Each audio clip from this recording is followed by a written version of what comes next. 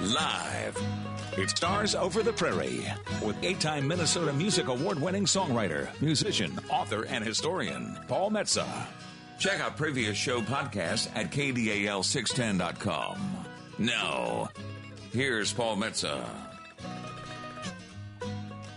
Good morning, ladies and gentlemen of the Northland. This is Paul Metsa. You are listening to Stars Over the Prairie on the Big K, KDAL 610 AM 103.9 FM, streaming around the world at KDAL610.com. I got my wingman, Chris Allen, in.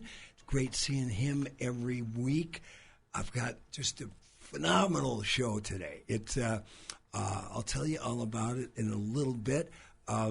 But it combines everything I love about life: music history, American music history, sharing stories like this with my friends, and doing it as part of my work routine in the week.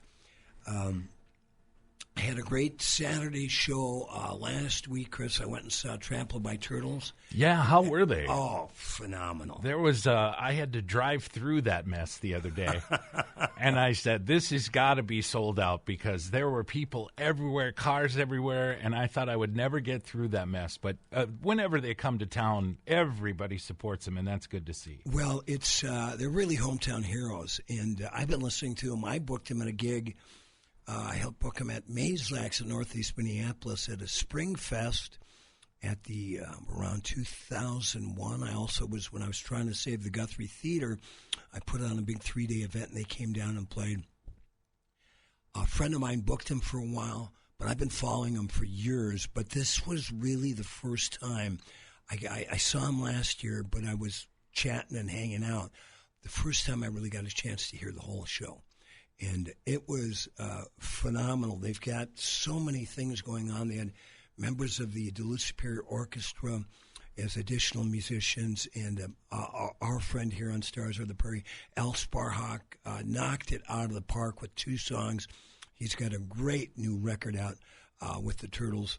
But they've got this combination, it's jacked up bluegrass, but 4 or 5-part harmony, virtuosic mandolin, banjo playing, and sometimes it almost felt like Baroque arrangements.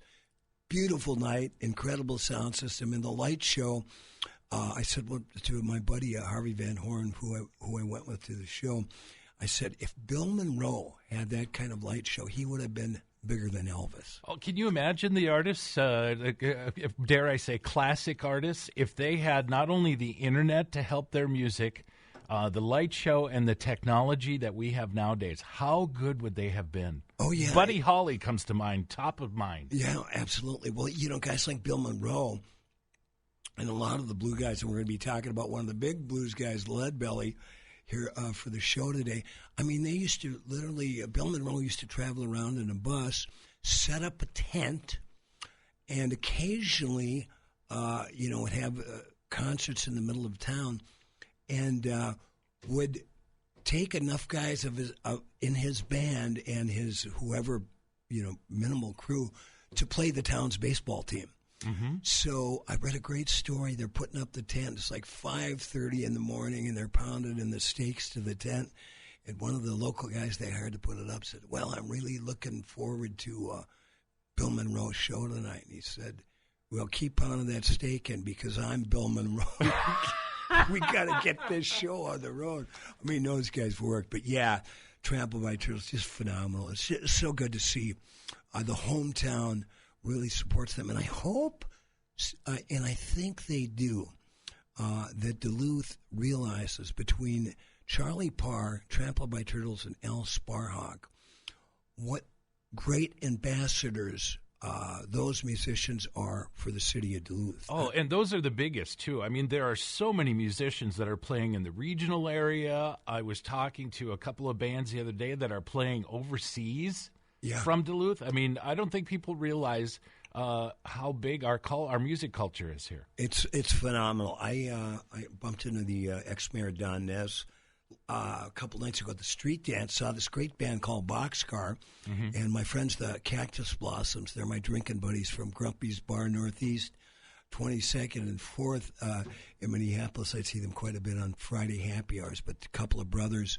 and just Jack and Paige, and they're just amazing. They've got a real Everly Brothers vibe. They've got that that thing that happens when family members like Carter family, the Everly Brothers, families sing together. Yeah. Just that DNA.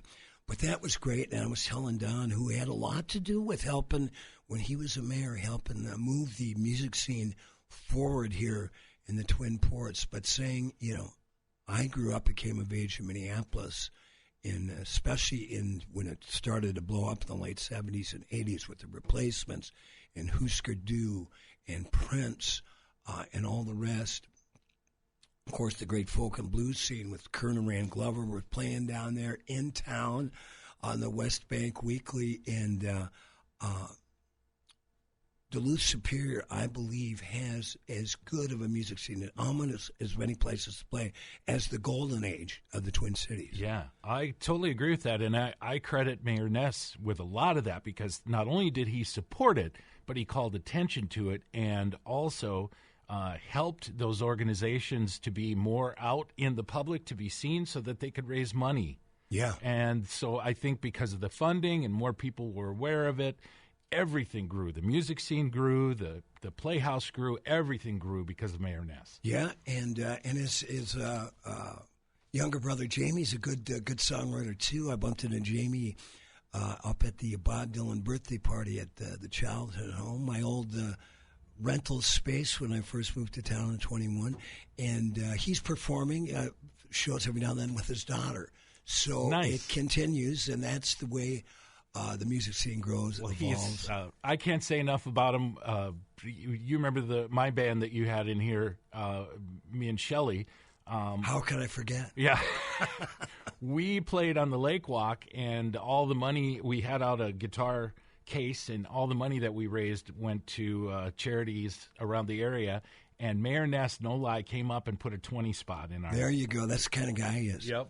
Well, and speaking of the part of the Twin Ports music scene, you can't have the Twin Ports, you can't have Duluth without Superior.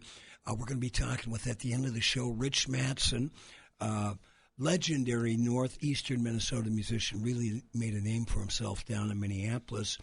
And he's got a great band called Rich Mattson and the North Stars. But he's playing tonight with our friend Al Sparhawk over at the Cedar Lounge in the fairgrounds, right next door to the Cedar Lounge in Superior, with the Neil Young tribute, Tired Eyes. And those guys, I heard them for the first time about 10 years ago. And both great musicians, but, man, they nail that Neil Young stuff to the wall. Yeah. Well, I want to tell you about a very special guest we have today. But the story goes back to 1996. I'm going to read a little bit from my book, Blue Guitar Highway.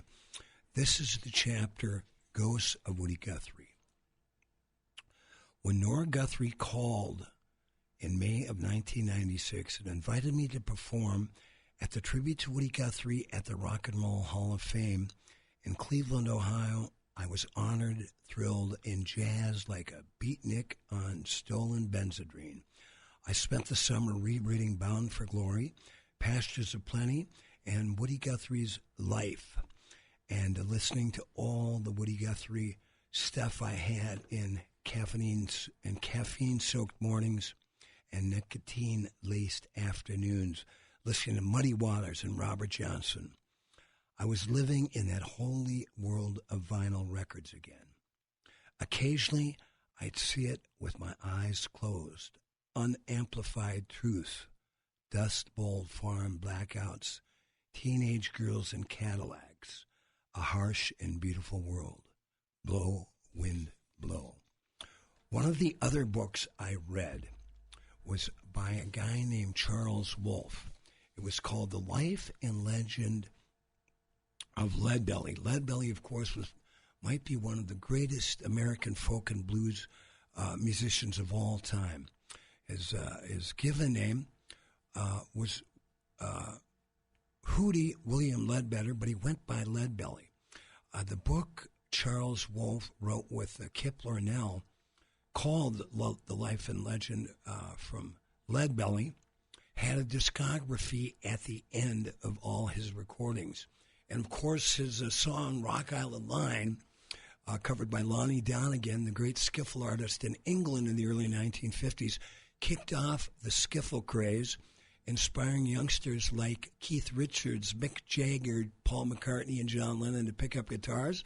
And then they heard Chuck Berry, and we all know how that ended up. So the story of Leadbelly is deep and significant in the history of both American and British music, rock and roll, folk, blues, and jazz. But when I was reading the discography in the back, it said in 1948 he performed in Minneapolis at a party after a show he did at Northrop Auditorium and recorded over 40 songs. It was recorded at a fella named Ken Britz's house, and it blew my mind. So when I got back from Cleveland, it was my goal to see if I could track down this tape. Now, it was, let's talk a little bit about Leadbelly first. He was really the king of the 12-string guitar, but he also played piano, mandolin, harmonica, violin, and accordion. He was born in 1888 or 1889 in Shreveport, Louisiana. He started playing as a teenager, was actually a lead boy for the blind Lemon Jefferson, one of the granddaddy of American blues, and took him around while he was playing in Louisiana and Texas, led him to his gigs and back and forth. But his Leadbelly's folk and blues repertoire included songs about liquor, women, prison life, cowboys, work, cattle, songs, dancing, and more. As a teenager, he played along Fannin Street in Shreveport, which was rows of saloons, brothels, and dance halls. It's now called Ledbetter Heights. In 1915, he got in some trouble and ended up at a chain gang that he escaped from in 1908. And then in 1918, he was convicted of murder in Texas, sentenced to 30 years in a Texas prison. He wrote a song, sung it, pleading for clemency, and was pardoned by Governor Pat Neff in Texas in 1925. Imagine that, singing your way out of prison. In 1930, he was arrested and convicted again for an attempted murder charge and ended up in Louisiana Angola prison. There, he was discovered by John Lomax and his son Alan in 1933, both folklorists that were traveling the South collecting songs. They returned in 1934 and helped get the release of Leadbelly and took him on up to New York City. Alan and Leadbelly arrived in New York on New Year's Day in 1935, and Leadbelly's reputation had started to precede him. They were doing parties, and he'd also played a couple times at the Apollo Theater and different social events around town. And then Time Magazine in 1936 on one of their newsreels did a piece about the singing convict.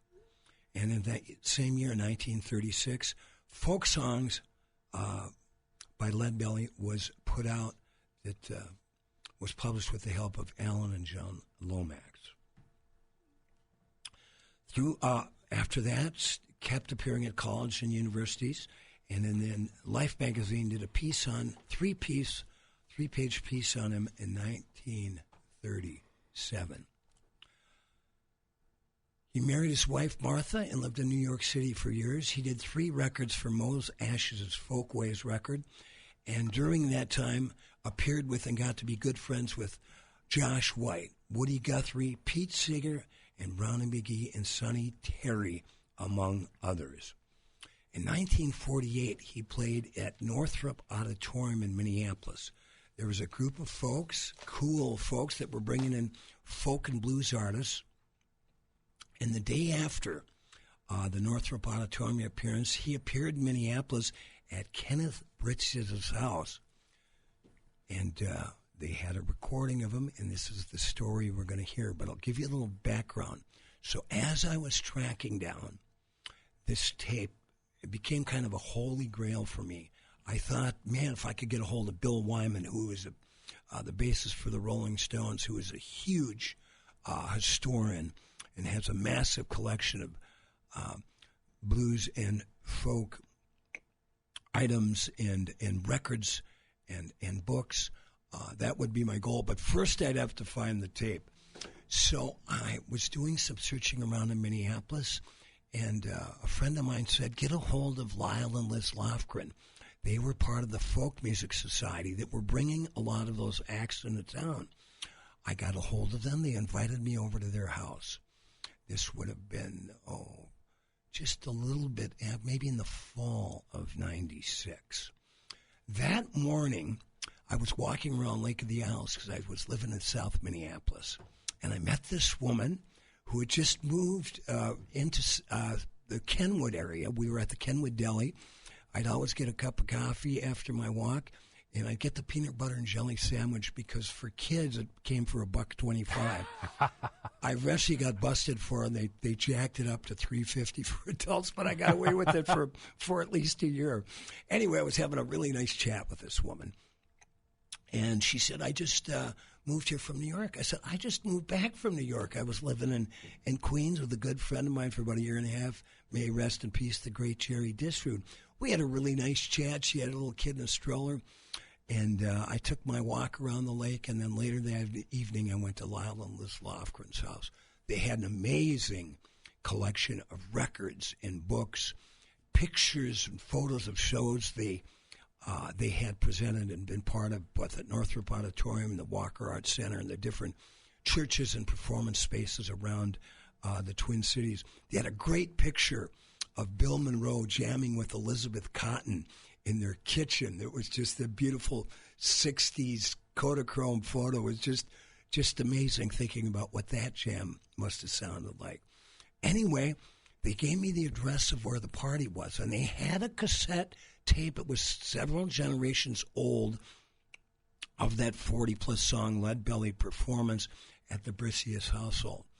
I called a cab to go home. A fellow by the name of Dave Foley.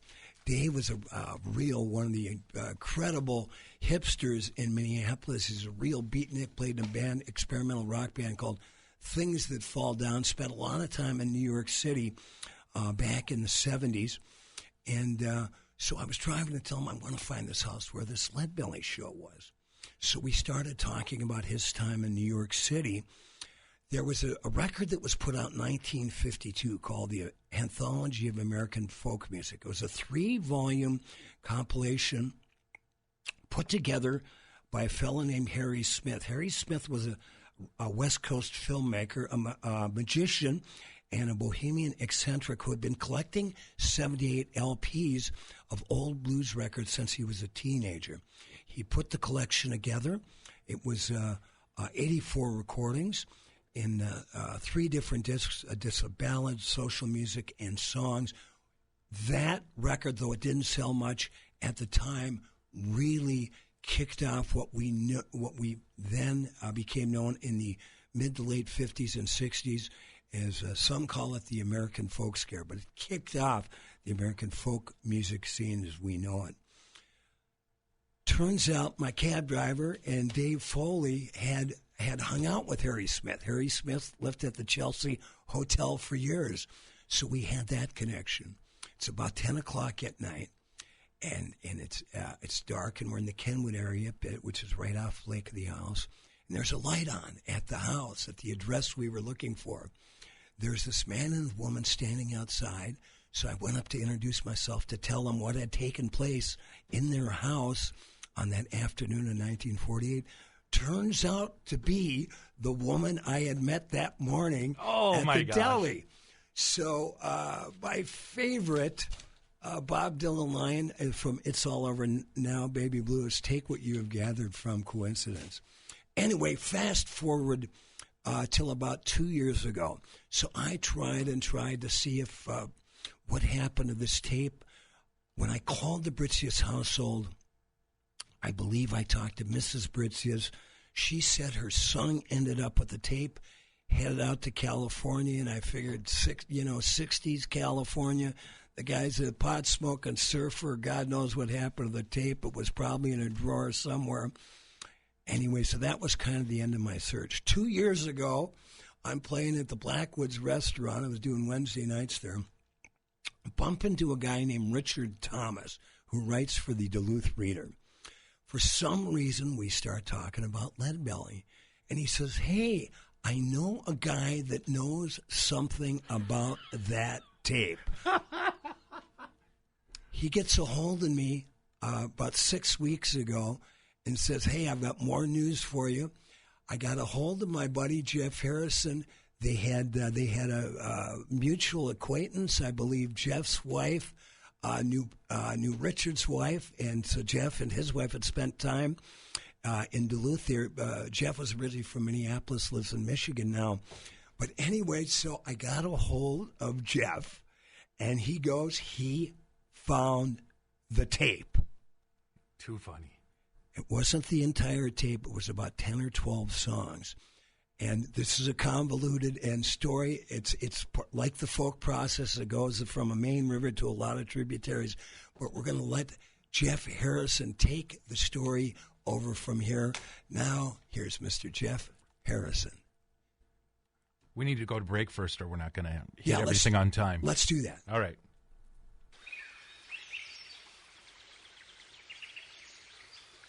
Gray Wolf Lodge, located on gorgeous Pelican Lake in beautiful Orr, is the great getaway in northern Minnesota. Featuring affordable, modernized cabins that rent by the week or even a few days, Gray Wolf Lodge is your place to treat the family or just yourself for a relaxing time away from it all. With great fishing, yoga classes, massage, boat rentals, a sandy beach, a common gathering area with a fire pit, and the gorgeous and rustic Gray Wolf Lodge, hosts John and Carol have thought of everything for your unforgettable stay. Give them a call at 1-800-840-9653 or go to graywolflodge.com to see all that they have to offer. Gray Wolf Lodge, your home away from home in the North Woods. I'm Zach, and I had Z-LASIK at Weiss Eye Center. I was sick of wearing glasses. I've had glasses since third grade. Dealing with the nuisance of glasses has kind of reached that point of I just need to get LASIK. I was a little nervous, but knowing now what that process all entailed, I wouldn't have been nervous if I knew. Everybody's really nice here. Not a bad thing to say about anybody. Everybody's happy, and everybody here's nice. And I mean, it's day one post-op, and I mean, it's crazy. It's crazy. Weiss Eye Center is the only clinic to offer blade-free Z-LASIK in the Northland. To find out more and to arrange your free consultation, call 218-625-1917 today or visit weisseyecenter.com for more information. Weiss Eye Center. See the best. News Talk KDAO. Now back to Stars Over the Prairie with Paul Metsa. Down the road. For the Rock Island Line, it's a mighty good road. For the Rock Island Line, it's a road to ride. For the Rock Island Line, it's a mighty good road. If you want to ride, you got to ride it like a All right, now let's talk a little bit about Leadbelly with Jeff Harrison. We might not have time to talk to Rich Matza today. We'll pick up on him, but he is playing with Tired Eyes with Al Sparhawk tonight at the Cedar Lounge. But let's talk to Jeff Harrison about the Leadbelly tape. First, where are we speaking to you from, and when did you spend time in Minneapolis? Well, I grew up in Minneapolis from age about 5.5 on, and I'm speaking to you from Houghton, Michigan, in the Copper Country on the Keweenaw Peninsula of the UP of Michigan. I'm retired home brewer and family doctor. There you go. What was your career?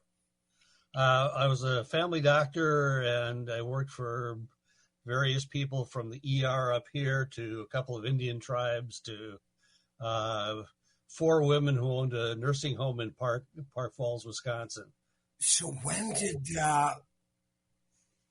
you become involved with the Britzius family? Okay. Out of high school, I was hanging out with a friend who turned out to be a psychopath. That's a different story. And he had gone out with my cousin, Elizabeth. And I went on a double date with her and him. And I thought she treated him kind of meanly. And we became friends and were hanging out. And what year was that, Jeff? 1966. Okay. And Greg would go see a woman at Bridgman's ice cream store on Lake Street, on West Lake Street. And I went with him one night, and my cousin Elizabeth worked there too. That's why he went.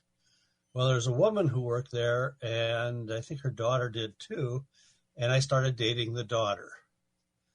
And after dates, we would stop off back at her place, just off of Lake Street, by the Calhoun Beach Manor. And her stepdad, would be listening to music. And I would hang out with him in the dining room, around the dining room table. And Ken Jr. had an extensive record collection. And he was also a bookmobile driver in a northern suburb and was their record buyer for the whole library system. And he'd bring albums back to preview. So I got to listen to new stuff, and he taught me a lot about old stuff. But one night, you want me to carry on? Oh, yes. I'm loving the story. Anyway, one night, a couple of years later, and even after I stopped going out with his stepdaughter, I would come back after dates and sometimes hang out until 2 a.m. He broke out a reel-to-reel tape recorder and played me a tape. And it was one he had recorded on a November Sunday afternoon in South Minneapolis in 1948 on one of the brand new reel-to-reel tape recorders. And Ken's dad had been in the music scene in Minneapolis. He'd bring jazz groups in to play matinee outdoor performances at the Walker Arts Center. And his friend, who was a professor at the U, had brought Leadbelly to Minnesota to go around to colleges and perform. But he knew that Ken's dad was into music, so he arranged for Leadbelly to go out on that afternoon and play. So his son, Ken Jr., my friend, also best man at my wedding, was stationed in the sunroom right next to the living room, where Leadbelly apparently sat cross-legged on the floor and talked and performed, and Ken recorded it. Well, I remembered it because I knew something of Leadbelly's history and biography, and some of the things he said on the tape didn't quite mesh with what I had read.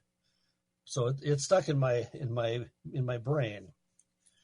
Well, about 9 years ago, I got a call from Ken, who had retired to the Central Coast of California, saying that he had heard his music over the radio. Well, I had asked Ken about the tape when I visited him, and he thought he had loaned it to, he said then, his sister who lived out there, but it had to be his cousin back in the Twin Cities, and he thought that she still had it. And so it was sort of lost to posterity. So anyway, he found out that this music that he heard was on a compact disc by Document Records out of Scotland. And I ordered a copy and ordered one for Ken. And when it came, I read the liner notes. And they quoted the Lornell and Wolf biography, but they got all the information wrong. They had the event in the evening. It was in the afternoon. They had it at the professor's house at the U, and it was in South Minneapolis at Ken's dad's house, and they just attributed the recording to Ken Britzius, and that would have been the dad. So I thought that for the sake of historical accuracy, I should try to get the story right. So I contacted Document Records, and they got back to me with information about where their music came from.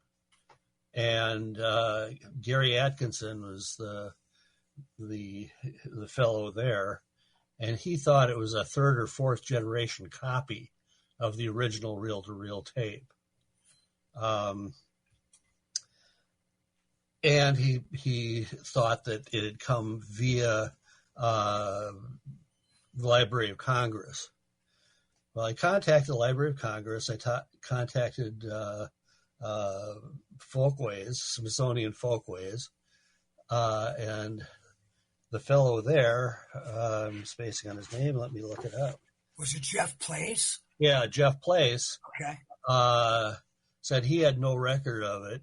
He searched. He would have been the person to receive a copy of the tape because he had put out collections of Leadbelly material. And anyway, but he gave me an email for Leadbelly's great niece and great nephew. And he said they were involved in preserving Leadbelly's legacy. Well, I emailed them, and nothing happened. I think I talked to my son Brett, and he went online and discovered there was a Leadbelly fan club on Facebook. He joined that, and he got a nibble from somebody who then never contacted me. It turned out that was Leadbelly's nephew. And quite some time later, I got a reply from his niece, thinking that my email had connected with them. And it turns out she got that from Brett's Facebook group notice. Tarika Dean is in charge of the Leadbelly estate, and she's trying to establish a Leadbelly museum. Well, anyway, I was getting the information out to people, and finally, Library of Congress got back to me. They had no record of receiving the Leadbelly cassette. But she put me on to the executive at the Association of Sound Recording something or other. Are you familiar with that? Yes, I actually met those people when I was down in Tulsa in January. We'll figure out exactly I know exactly who you're talking about. Nathan Georgitis. Okay. Anyway, I sent a blurb of my summary of the daily event. I had looked up what the weather was like that day, and had gotten it vetted by Ken. He seldom will answer his phone and never has written anything about it and wouldn't.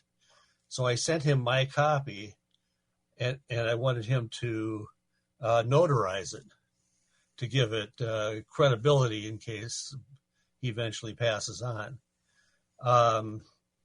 Anyway, Nathan Georgitis was interested and wanted to publish my article.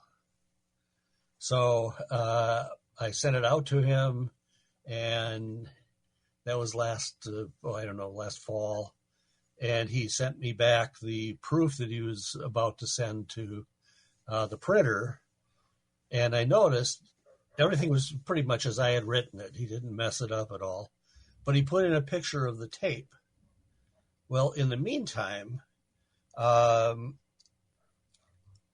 Ken had become frail. He's in his 90s, and he had to go into assisted living. And the woman who helps him was going through his house, throwing trash out and getting stuff ready for a sale.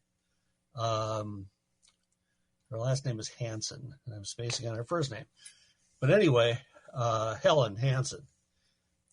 She had driven Ken to get the blurb notarized.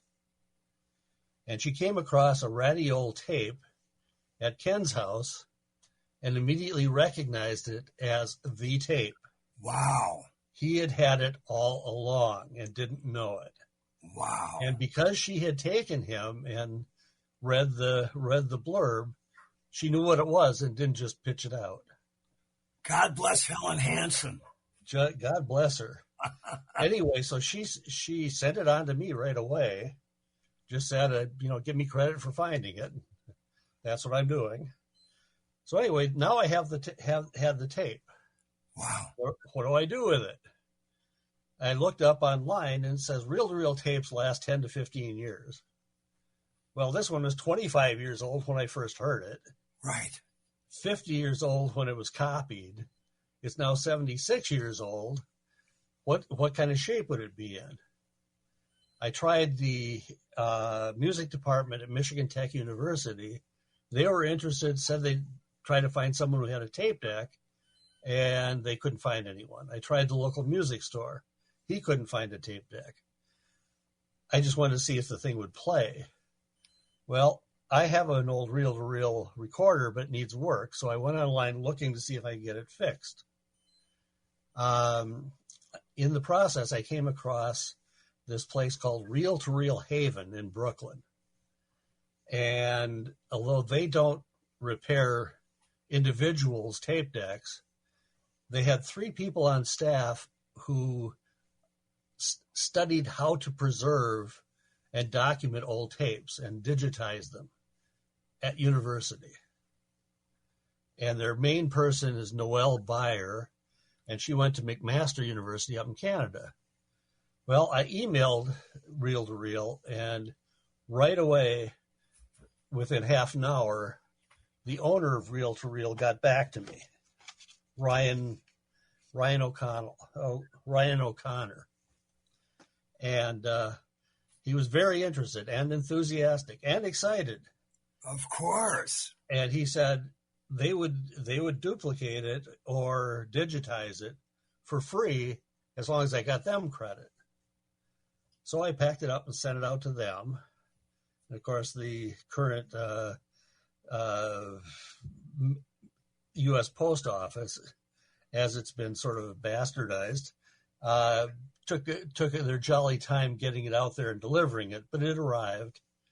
Noelle got it on a Friday, and she left it to come up to room temperature over the weekend. She had warned me about old tapes. If they aren't rewound correctly, if you do fast rewind, sure, a lot of times they don't get a tight wind, and the tape can end up kind of crumpled. If that happens, they reverse wind them and then leave them for a couple of weeks to get the crinkling out. Sometimes, she said, if they've been exposed to humidity, the tape will stick to itself. Then they have to put it in an oven at 170 degrees for I don't know how long, and that helps them unstick. When Jeff, the first time I heard about baking tapes, I said, "You've got to be kidding me." That's what I thought. All right. We are going to have more of this interview next week on Stars Over the Prairie with Jeff Harris. So just fascinating stuff. We're going to hear from our sponsors and then talk to the great Rich Mattson to end the show here on Stars Over the Prairie.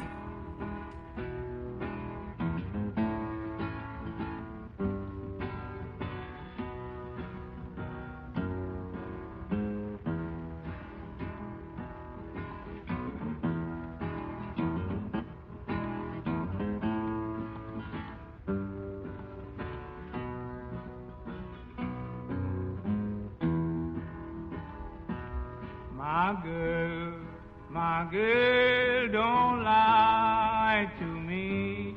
Tell me, where did you sleep last night? Come on. I'm Lucas, and I had Z LASIK at Weiss Eye Center. Went great. Little to no pain yesterday. Surgery went great. Everything else went home, took a nap, woke up, and haven't really had any pain since. Everybody was super nice and talked you through every step of the way, and I barely had to ask any questions because they knew what to say. They filled it all in. For me, it'll just be snowmobiling's my big one. I try to do a lot of riding in the winter. I farm in the summer, so this year was a big difference where a couple of times I had to borrow somebody's helmet, so I put my glasses on and ride because just the weather conditions, everything else, out there riding blind. So I'm really excited for that. It's well worth the money, and it's going to change my life for a long time, I'll tell you that. Weiss Eye Center is the only clinic to offer blade-free Z LASIK in the Northland. To find out more and to arrange your free consultation, call 218-625-1917 today or visit weisseyecenter.com for more information. Weiss Eye Center. See the best. You're listening to Stars Over the Prairie with Paul Metsa. The phone lines are open. 218-722-0839.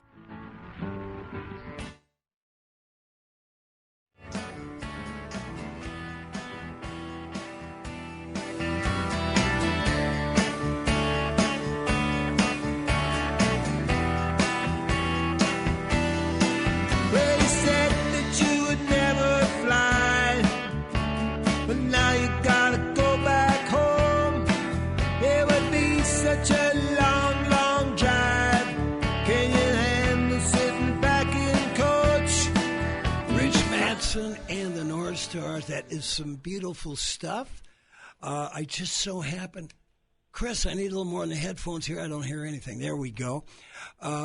We got my old buddy Rich Mattson is playing tonight at the Cedar Tavern, actually in the fairgrounds next door with Al Sparhawk. They got a great Neil Young tribute show called Tired Eyes. And Rich is driving back from Madison, and we got him on the horn, and you never know what's going to happen when you talk to a musician in the morning, if he's got it together or not, but Rich usually does. Rich, how you doing, brother? I'm doing good. We're on the road. Where'd you play last night? We played in Madison at the Gamma Ray Bar. Okay. And which of your 1,000 acts was it? Solo, the North Stars, Tired Eyes? What was happening? It was Tired Eyes. Cool. Yeah, the Neil Young tribute. I remember, Rich, when I was doing a gig, they did a documentary of myself and Cats from the Stars called Bringing It All Back Home or something like that about 11 years ago. And there was a gig I was playing. They had a event, and I was playing downstairs. There was that place on First Street. It was called the Red something or other, the Red Stag or something. And you guys were doing the Neil Young thing upstairs, and they thought I could do my solo thing downstairs, and you and I wouldn't get in the way. Your band, Tired Eyes, wouldn't get in the way of my thing. Once you guys kicked in on that first song, man, I couldn't even hear myself. Do you remember what that club was? I'm not sure. Was it? It was in Duluth? Yeah, it was in Duluth. Was it the Red Herring? That was it. I think so, yeah. Was the Red Herring? Yeah, we crank it up pretty loud. And that was, and I got a chance to meet Mimi, which was really lovely. It's just what a sweet, lovely woman. May she rest in peace. And the first time I had met Al, although I guess Al and I had bumped into each other over the years here and there. But Rich Mattson, when did you and Sparhawk get this idea for the Neil Young tribute together? I remember it was a long time ago. We were hanging out at Pizza Luce, and somehow it came up that we should start a Neil Young tribute band. And then, like a year later, a guy called to see if we wanted to play this date at the Twins Bar. Remember the Twins Bar? Oh, yeah. 1 second. And I was kind of like, I got the date open. It was like a week away, and I called Alan, and I got my brother Glenn involved, and the bass player was Dale Coleman at the time, and we whipped that band together with like 7 days' notice. We had 2 rehearsals. We went in, and it was a lot of fun. So we figured we better do it again because it kind of worked, and that was like 12 years ago, I think. Wow. And so we'll play 4 or 5 times a year. Now we've got Craig Johnson on bass, Yeah, cool. For Run Westy Run. Yeah. Well, that's very cool. I haven't seen him in years, although I used to love that band back in the day. Tell us. Me too. You know, the thing about Neil Young fans, you know what? I'm like, I haven't done as deep into his catalog as like you and Sparhawk. You know, a big fan. How can you not love Neil Young? And, of course, got hip to Neil with, you know, through Buffalo Springfield. But, yeah, you know, I remember buying the at Hyde Supply, which was a surplus store and a little bit of an automotive store on the north side of Virginia about after the gold rush, and I believe 1972. And that to this day is still not only my favorite Neil Young record, but one of my favorite records. But what I found over the years, man, is Neil Young fans are into it like Grateful Dead fans, man. They're just like it's their Bible of music. Yeah. Yeah, they're a special bunch. I mean, I don't know. I seem to get along with it. They seem to be level-headed and open-minded. You know. Yeah. All the Neil fans. How many songs have you guys learned of Neil's over the years, over your 12 years of Tired Eyes, rocking and rolling? Probably like 50 or 60. Wow. Yeah, and I heard about him. A guy gave me a mixtape when I was in 7th grade, and it said hard rock on it. So I'm like, oh, great, this is going to be some good heavy stuff, you know. And got through side one, and it had like Free, and I think Ted Nugent was on there, Van Halen. I flipped the tape over, and the first song was My Hey Hey, and that was the acoustic version of that, you know, rock and roll is here to stay, you know, the Neil Young song. And I'm, this isn't hard rock. What in the world is this? And, you know, the more I listen to the tape, the more I'm like, I kind of like that song. This song is cool. And I found out my cousin was into Neil Young, and he had that Live Rust album. And I'm like, oh, he rocks. He does rock. Yeah. And then I got that Decade, the 3-record set for Christmas that year, and that just, you know, kicked the doors wide open. I mean, there's so much variety on that Decade album. Just goes on, and I just, you know, consumed all 3 records and learned how to play guitar listening to that stuff, and, you know, played along on the bass, and, you know, started singing with my cousin, and you know, just the rest, you know, just came together pretty easily once I learned that B minor chord in Powderfinger. You know, there you go. And then, you know, you occasionally, I've seen you over the years, Rich, you're one of my favorite Northeastern musicians. Well, you're the American rocker, man. You played all over the country. But when did you pick up the Gretsch? Because Neil played a Gretsch, and it seems like in the Buffalo Springfield, and then over the years with Crosby, Stills, Nash, and Moore, and his own band, although he likes to play that beautiful black Les Paul. But when did you pick up the Gretsch? Was that a Neil influence at all? Yeah, in the mid-'80s, nobody was really playing those things, and the Stray Cats had just come out, and Brian Setzer had that big Gretsch guitar, and they had, and Neil and Stephen Stills had those White Falcons, and I had my eye on a Gretsch, and I went into Purpose TV and Music there in Virginia. I was just going to ask you about Purpose TV and Music, because I used to, you know, that was the music store right after Beddoes, which was down closer to the Silver Lake. But one of my very first gigs playing in clubs, I played bass for Tony Perpich in the Purpitones when I was in 9th grade. And Tony, of course, ran the store. Tony was also first cousins with Governor Rudy Perpich. They lived together during the Depression, and they were both best man at each man's wedding. But yeah, and they carried Gretsch guitars. Anyway, I'm digressing, but keep going, Rich Mattson. Well, they had this used Country Gentleman, and I think the price tag was $360, $320, something like that.